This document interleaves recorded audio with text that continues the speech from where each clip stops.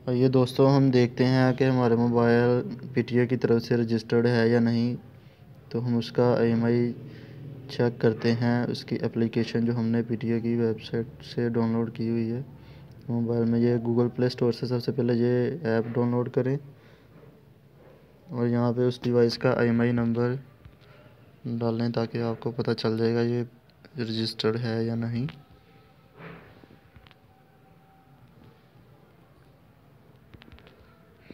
अब इसको वेरीफाई करके चेक करें। ये देखें, ये हमारे पास आ गया है।